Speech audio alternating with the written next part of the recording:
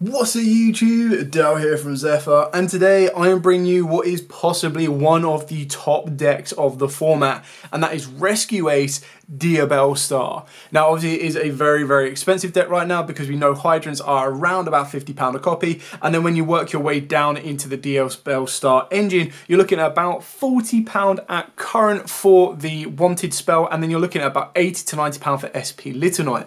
So if you're not within those realms of the budget to kind of get this deck, then you might want to look away. However, you still need to know what this deck is being played and how it is being played, so that if you do face it at your environment, you know how to counteract it. So with all of that out of the way, please smash that like button, hit that notification bell, and subscribe so you don't miss out on any more upcoming content. So we're going to start off with the Rescue Ace cards. So we've still got Triple Hydrant. Now arguably you could actually play two of this just because you have more access to it through the Diabellestar engine. The reason I've kind of stuck with three is for the pure fact that you can never have too many hydrants. Now what I mean by that is there are ways to special summon it from the hand, there are ways to use it as discard fodder if you've already got access to the Diabellestar. It's just one of them cards that you have to see because the whole Rescue Ace kind of element revolves around this card.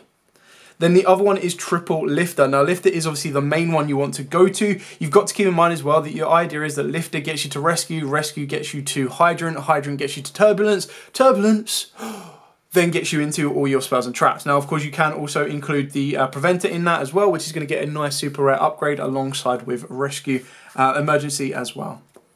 Then we've got Triple Impulse, such a good card. It's actually a nice little hand trap for the deck as well, which is really important. So for those of you that are unfamiliar with this card, what it does, it has a quick effect that when your opponent activates a monster effect on the field, you get to tribute summon this card, tribute this card from the hand or face up on the field to special summon a machine Rescue Ace monster from your deck. So that's how you're going to get direct access into your Hydrant, but obviously it relies on your opponent, and you want to make sure you don't need to rely on your opponent to get to your most important core card of the deck.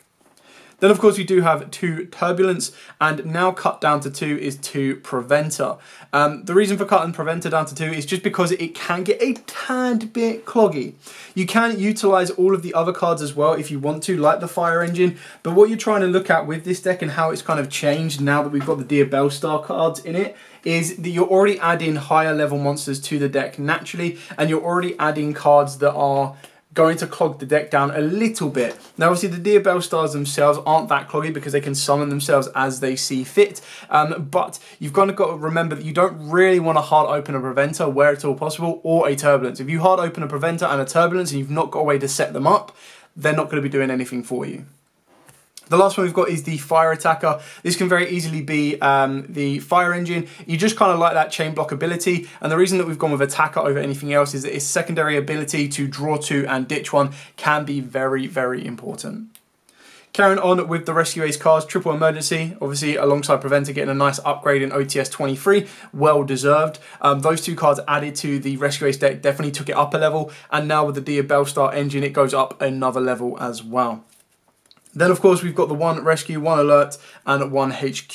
That is the one kind of strategy that you need to kind of get used to with this deck, is that once you've activated Turbulence once and put everything to the graveyard and banished them to reset cards and everything else like that, you then need to make sure that your second step gets you access to the HQ so that you can put them all back.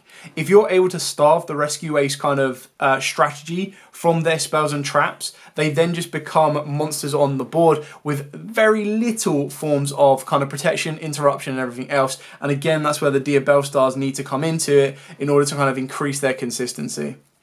Then of course you've got the one Contain and the one Extinguished. You can play the other trap card as well if you want to, but these are kind of like the best go-tos in my opinion. The abilities of like the imperms as well, which is really important, and then the technical ways of being able to negate it and pop it and everything else you need to is invaluable. Then for the Diabellestar engine, now you can mess around with these ratios. I've gone with the ratios that I have access to. Ideally you probably want to play 3 of the Wanted Seeker of Sinful Spoils, but because I only own 2 at this moment in time, I've decided to go with 2 of the Diabellestar Black Witch and 2 of the Wanted Sinful Spoils. So I'm going to talk about these two together as these are the new main core cards. Now currently Diabellestar Black Witch is about £20 to £25 a copy. The Wanted Seeker of Sinful Spoils is about £40 on the online trade group. It might come down a little bit as well. It is new set hype, so I would not be surprised if these dip a little bit, but then they are incredibly powerful cards that might go up in price in the future. So what makes Wanted Seeker of Spoils so good is it's a quick play. So in the quick play ability, you can activate this during your draw phase, meaning you can play around stuff like draw. You add a Diabellestar monster from the deck or graveyard to the hand, and then you get to target one of your, so that's your first effect. Then it has a secondary effect during the main phase that you can banish it from the graveyard to target one of your Sinful Spoils spells and traps that is banished or in your graveyard except itself, and you place it on the bottom of the deck, and then you draw one card. You can only use each effect once per turn, and the reason that's so good is we play two different Sinful Spoils spell cards, which I'll talk about in a minute. The reason that Diabellestar is so good as well is you get to special on this card from the hand by sending one card from your hand or field to the graveyard. So again, that's how you're going to help set up stuff like Preventers and set up your Turbulences if you hard open them. Obviously a little bit better for the Preventer because it only requires one, whereas with your Turbulence it does require two. You can only special summon it once per turn this way. Then what you do is you get the ability that if this card is normal or special, you get to set a Sinful Spoils spell or trap directly from the deck. Now the best thing about that is you could technically set the Seeker, but because the Seeker is a quick play, when it is set, it means it cannot be activated until during your opponent's turn, and that's where your other spells are going to come into play.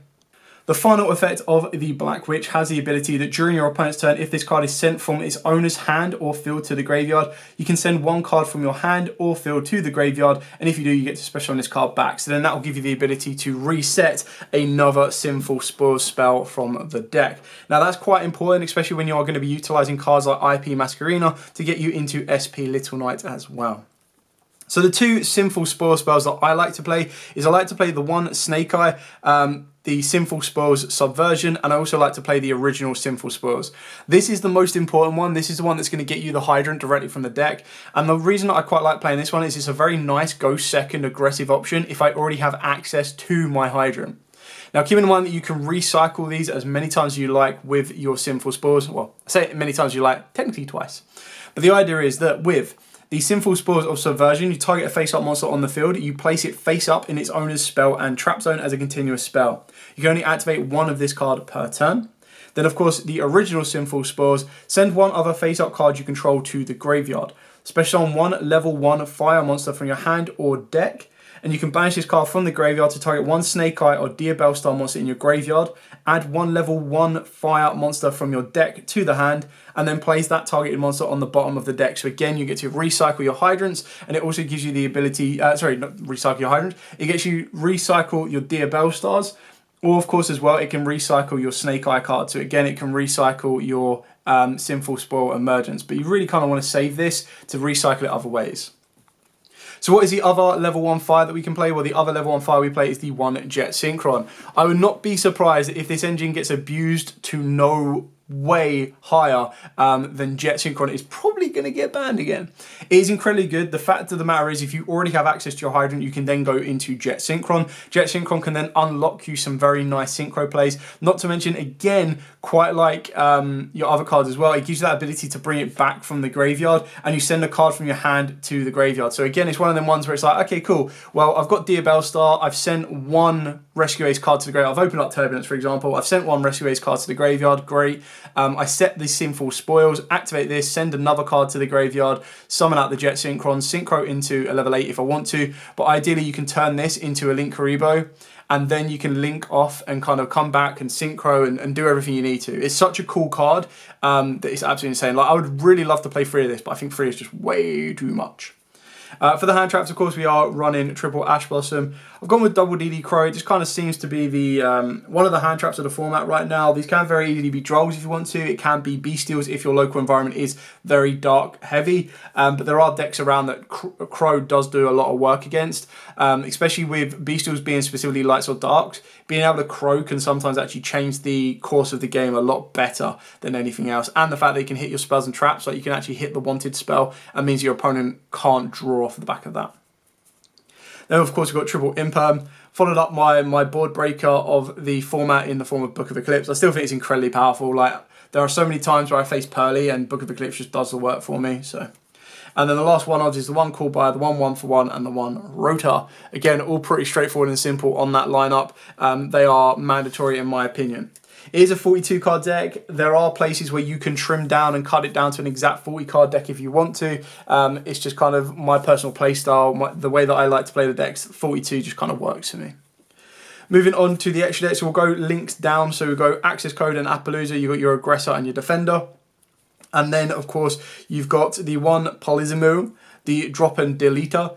So the reason that this card is really kind of cool is if a monster is special summoned face up to a zone this card points to while you control that monster, this monster, you get to declare a level between 1 and 8. That monster becomes that level until the end of this turn. You can then target a level 2 monster with the same, two monsters with the same level, one from each field, and then you get to destroy them. So again, that's really kind of cool. So the best thing is it gives you a form of interruption, but it can also help you set up your synchro plays as well as your XYZ plays as well. Then of course we do have the one SP Little Knight, the one IP Masquerina, pretty straightforward and simple on those two. Obviously IP threatening to go into SP pretty much does the job of Unicorn without the discard, and it's absolutely insane. And the fact it comes back to the main monster zone, unlocking more link zones is nuts. One Heater, the Fire Charmer, one Salaman Great Sunlight Wolf, one Lingaribo, and one Relinquished Anima.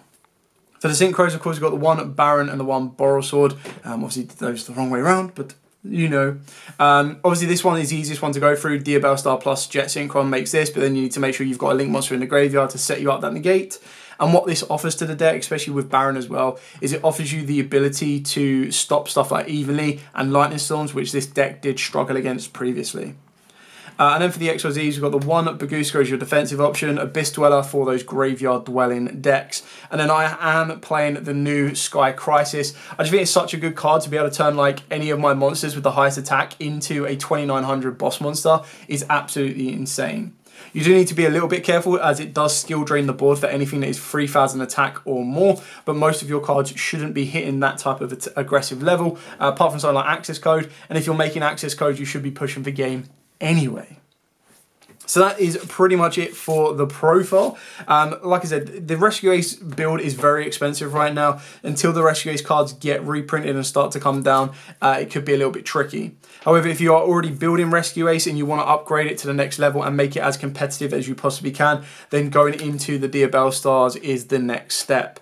I also heard that some people are playing 2 SP Little Knight. I can't even fathom playing 2 SP Little Knight in the deck. I think the card is just way, way too expensive at the moment. Luckily, I was able to get one in trade, and if you're able to pick them up at pre-orders at £50 a copy, whoa, winning.